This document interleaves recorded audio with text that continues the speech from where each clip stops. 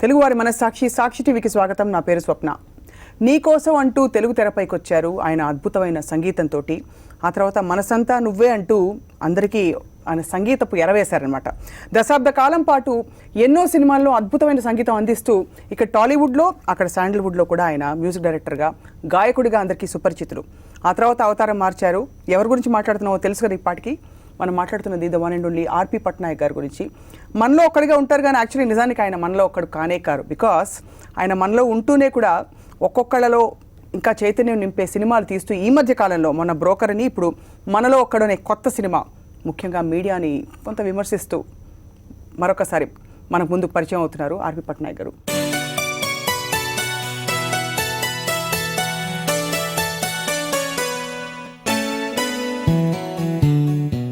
సరదాగా కాసేపు కార్యక్రమానికి స్వాగతం. థ్యాంక్ యూ సో మచ్ సాక్షి టీవీకి వచ్చినందుకు. ప్రాబ్లం ఏంటంటే మీరు గట్టిగా తెర మీద చెప్తారేమో డైలాగ్ పవర్ఫుల్గా. మీరు బయట ఎంత మంచివారంటే మీరు తిట్టినా కొంచెం స్వీట్గా తిట్టినట్టు ఉంటుంది. అదేం లేదు, అంటే చెప్పాలనుకుంది ఖచ్చితంగా చెప్పాలని స్క్రీన్ మీద చెప్తున్నా. ప్రాబ్లం ఎక్కడ వస్తుందంటే మీడియా గురించి నేను ప్రశ్నిస్తూ మనలో కూడా ఎంత ఇది చేసినా మొత్తం మీడియాలో ఉన్న ఫ్రెండ్స్ అందరూ కూడా నాకు ఫ్రెండ్సే, మీలాంటి వాళ్ళందరూ. అందుకు మీ దగ్గర నేను ఇలాగే ఉండగలను. అక్కడ కృష్ణమూర్తి క్యారెక్టర్ రియాక్షన్ అది, ఇక్కడ నా రియాక్షన్ ఇది. సో కృష్ణమూర్తి క్యారెక్టర్ మీడియాని తిట్టడానికి బయలుదేరతాడా, లేకపోతే మీడియా కృష్ణమూర్తి క్యారెక్టర్ ఏమైనా ఇబ్బంది పెడుతుందా? అదంతా సినిమాలో చూడాలి, అప్పుడే చెప్పకూడదు కదా. చెప్పకూడదు. డెఫినెట్గా కృష్ణమూర్తి క్యారెక్టర్ ద్వారా మీడియాకి ఒక పెద్ద జోల్ట్ వేసిన. ఎంత పెద్దోడైనా, ఎంత గొప్పోడైనా, ఎంత తెలివైనోడైనా, ఎవడైనా మీడియా ముందు తల దించాల్సిందే. మొన్న ఇజంలో చక్క పొగిడేశారు పూరి జగన్నాథ్ గారు, మీరేమో తిట్టేస్తున్నారు ఇలాగా. అంటే మంచి చెడు రెండు ఉంటాయని మీరు నమ్మరా? అదే మంచి ఒక ఆయన చూపించారు కదా, ఇంకా నేను చూపించాల్సిన అవసరం లేదు కాబట్టి మీరు జస్ట్ విమర్శలు మాత్రమే, లోటుపాట్లను మాత్రమే ఎత్తి చూపిస్తారు. ఈ మధ్య వ్యవస్థ పట్ల మీకు విపరీతమైన ఒక అసహనం అని చెప్పను, బట్ ఒక అలజడి కాదు, కన్సర్న్. ఎందువలనంటే అంటే ఎక్కడో తప్పు జరుగుతుంది, ఆ తప్పుని సరిదిద్దడానికి ఎవరో ఒకడు వాయిస్ లేపాలి కదా. ఆ వాయిస్ మనది ఎందుకు అవ్వకూడదు అని నాకు. అంటే ఐ డోంట్ లైక్ ఇప్పుడు ఏదో ఒక 10K రన్ అని 5K రన్ అని చేసి ఆ రన్ అయిపోయిన తర్వాత జనం మర్చిపోయే ఇన్సిడెంట్స్లో పాల్గొని ఈవెంట్లో చూపించి అలాంటివి నాకు నచ్చదు. జనంలో పర్మనెంట్ మార్క్ పడాలి, దాని గురించి ఆలోచించడానికి ఎప్పటికప్పుడు ఉత్తేజపరిచేలా ఉండాలి. అలాంటి మూమెంట్స్ ఏమైనా చేయాలని నా ఉద్దేశం. సో అలా బ్రోకరు మనలో ఒకడు ఇలా మీరు కొంత కరప్షన్ ఎరాడికేట్ చేయడానికి, కొంత ఇంకా మీడియాని చైతన్యపరచడానికి, లేకపోతే ప్రజల్ని చైతన్యపరిచి ఇలాంటి కార్యక్రమాలు చూడాలని చెప్పడానికి, ఇలా కూడా జరుగుతుందని చెప్పడానికి తీశారు. ఇది సరదాగా కాసేపు ప్రోగ్రామ్ కాబట్టి, మనం సీరియస్గా మాట్లాడుకుంటున్నాం కాబట్టి సరదాగా కాసేపు మాట్లాడుకుందాం. చెప్పండి. నవ్వుతూ సీరియస్గా మాట్లాడదాం. ఆర్పి గారు, మీరు ఎందుకు ఎప్పుడు సీరియస్గా ఉంటున్నారు ఈ మధ్య? ఆ మధ్య మీరు మంచి మంచి పాటలు పాడేవారు, ఈ మధ్య ఎందుకు పాడడం లేదు? ఏ పాట పాడదాం? ఏ పాటలు ఇష్టం లేదు? మీ పాటలన్నీ ఇష్టమే. గాజువాక పిల్ల మేము గాజులేళ్ళం కారే, ప్లీజ్. ఈ పాట వదలట్లేదు. ఈ గాజువాక పిల్ల గాజువాక పిల్ల మేం గాజులోళ్ళం కాదా, గాజువాక పిల్ల మేం గాజులోళ్ళం కాదా, గాజువాక పిల్ల మేం గాజులోళ్ళం కాదా, నీ చెయ్యి జాపలేదా, అదే నీ చెయ్యి జాపలేదా, మా గాజు తొడగలేదా, గాజువాకే పిల్ల మాది, గాజులోళ్ళమే పిల్ల మేము. ఆర్పి గారు, మీరు ఈ మధ్య కొంచెం ధ్యానం చేస్తున్నారని విన్నాం. ధ్యానం? నేను మెడిటేషన్ లేదు, అసలు ఛాన్సే లేదు. నేను ఓన్లీ కాన్షియస్ మెడిటేషన్ చేస్తాను. అదే కాన్షియస్ మెడిటేషన్లో భాగంగా ఎక్కువ రియాక్ట్ అవ్వకూడదు అంటారు. అదే లేదు, అలాంటిది అదేం లేదు. రియాక్ట్ అవ్వకూడదు, రియాక్ట్ అవ్వాలని కాదు. అంటే నా రియాక్షన్కి ఒక అర్థం ఉండాలంటాను. ఇప్పుడు నేను ఏ అర్థం లేకుండా రియాక్ట్ అవ్వను. మంచి పాటలు ఎప్పుడు పాడుతున్నారు? మళ్ళీ మంచి మ్యూజికల్స్ ఎప్పుడు చేస్తున్నారు? ఒక మ్యూజికల్ ఫిల్మ్ అనుకుంటున్నాను. లాస్ట్ ఇయర్ అలాగే మీరు ఊరించారు 2016 తీస్తున్నామని చెప్పి. మళ్ళీ మీరు మీడియా మీద బ్రోకర్ అని అదే తీస్తారు సినిమాలు. సో ఒక మంచి light hearted love story. I'm planning one very very very decent love story with 8 songs in it. చాలా సూదింగ్ మెలోడీస్ తోటి చాలా మంచి లిరిక్స్ రాయిస్తున్నాను. ఒకసారి మా కోసం కిట కిట తలుపులు అది పాడరా ప్లీజ్. అమ్మాయిల పాటలన్నీ నాతో పాడు. అయ్యో బాబాయ్, మీ పాటే కదా. కిట కిట తలుపులు తెరిచిన కనులకు సూర్యోదయం, అటు ఇటు తిరుగుతూ తెలిసిన మనసుకు చంద్రోదయం, రెండు కలిసి ఒకసారే ఎదురయ్యే వరమా ప్రేమ ప్రేమ ప్రేమ ప్రేమ. కాదు అసలు ఇప్పుడు ఇన్ని రోల్స్లో ఉన్నారు మీరు, అంటే ఒక as a musician, music director, as a director, as an actor, మీకు ఏ పాత్ర నచ్చుతుంది మనసుకి దగ్గర, అంటే what is natural to you ఇప్పుడు? ఎనీథింగ్ అంటే నేను ఏదైతే చేస్తుంటానో, ఇప్పుడు పాడుతున్నప్పుడు నాలో డైరెక్టర్ కన్నా సింగర్ ఎక్కువ డామినేట్ చేస్తాడు. మ్యూజిక్ చేస్తున్నప్పుడు నాలో మ్యూజిక్ డైరెక్టర్ డామినేట్ చేస్తాడు. అలా ఎప్పుడు ఏ బాధ్యత చేస్తుంటే ఆ బాధ్యతతో. కానీ జనం ఏం కోరుకుంటున్నారు ఆర్పి గారి నుంచి అని మీరు అనుకుంటున్నారు? జనం ఏం కోరుకుంటున్నారు నాకు తెలియదు ఇంకా, బట్ జనంకి ఏమి ఇవ్వాలని మాత్రం నేను చాలా ఖచ్చితంగా ఉన్నా. అంటే ఇలాగ అజెండా బేస్డ్ ఫిల్మ్స్? అజెండా అని కాదు, ఏదో నేను క్లాస్ పీకాలన్న మెత్తది సినిమా తీయట్లేదు. నేను ఈ సినిమాలో ఎంటర్టైన్ చేసిన థరో ఎంటర్టైనర్ అంటారు. సినిమాలో విజిల్ చేస్తారు, సినిమాలో చప్పట్లు కొడతారు, సినిమాలో గూస్ బంప్స్ వచ్చే సీన్స్ ఉన్నాయి, అన్ని రకాల ఎంటర్టైన్మెంట్స్ ఉన్నాయి సినిమాలో, ఆ ప్రాబ్లం లేదు. కామెడీ ట్రాక్ పెట్టారు లేదా? బాగా నచ్చే కామెడీ ట్రాక్ పెట్టాం. ఎస్పెషల్లీ మీడియా పీపుల్ చాలా ఎంజాయ్ చేసే కామెడీ ట్రాక్ పెట్టా. ఈ మార్నింగ్ అవగానే చర్చలకు వచ్చి కూర్చునే జనాలు, వాళ్ళకి ఏమి ఇన్ఫర్మేషన్ లేకుండా ఇన్ఫర్మేషన్ ఉన్నట్టు ఎలా బోస్టింగ్ చేస్తారనేది, దాని మీద చర్చలు ఎలా చేస్తారనే దాని మీద కామెడీ ట్రాక్ చేసే చాలా బాగా వచ్చింది. సో అయితే త్వరలో మేము ఆర్పీ న్యూస్ అని ఒక ఛానల్ చూడబోతున్నావా? లేదు, ఇలా చేయొద్దని చెప్పే కంటే అసలు చెయ్యొద్దు కాదు, ఏం చేస్తున్నారో చెప్తున్నా అంతే. నేను చెయ్యొద్దని ఏది చెప్పట్లేదు, ఇలా చేస్తున్నారని మీరు చూపిస్తారు. సో ఆర్జీవి గారు ఆయన రియల్ లైఫ్ సిచ్యువేషన్స్ మీద సినిమాలు తీస్తున్నారు, మీరు రియల్ లైఫ్ ప్రాబ్లమ్స్ మీద తీస్తున్నారు అని చెప్పచ్చా? ఈవెంట్స్ మీద ఇన్సిడెంట్స్ మీద తీస్తున్నారు ఆయన, 26/11 కావచ్చు, వీరప్పన్ కావచ్చు, ఇంకోటి కావచ్చు, అలా. ఆయనది స్పెసిఫిక్ ప్రాబ్లమ్, నాది జనరలైజ్డ్ ప్రాబ్లమ్, ఆ రెండింటి తేడా అది. ఈ హీటెడ్ కాన్వర్సేషన్ లో చిన్న బ్రేక్, ఆ తర్వాత సరదాగా కాసేపు అలా కొనసాగుతుంది. Stay tuned.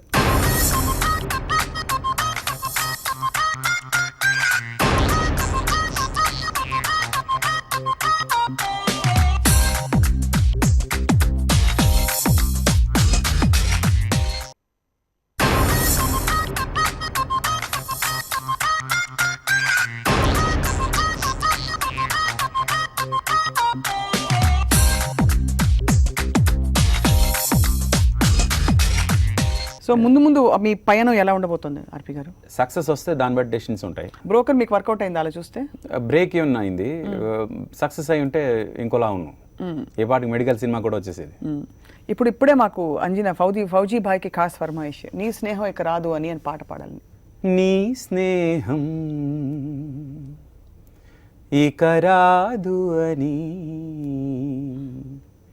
కరిగే కలగా అయినా,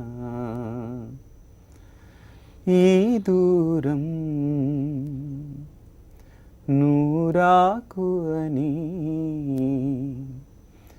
నన్ను వెలివేస్తూ ఉన్నా, మనసంతా నువ్వే, నా మనసంతా నువ్వే, మనసంతా నువ్వే, నా మనసంతా నువ్వే.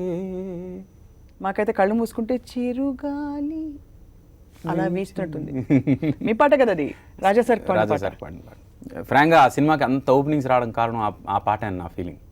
నేను పాడినందుకు కాదు, రాజా గారు కంపోజ్ చేసినందుకు. చాలా గొప్ప పాట. అంతకుముందు ఏ పాట విని మిమ్మల్ని పిలిచారు? తెలియదు, మరి పిలిపించారు, వచ్చాను. నాకు జలుబు దగ్గు ఉంది, మీరు రమ్మన్నారు కాబట్టి వచ్చాను, తగ్గగానే వచ్చి పాడతాను సార్ అన్నాడు. అయితే మీరెవరు డెసిషన్ తీసుకోవడానికి అన్నారు. తర్వాత లేదు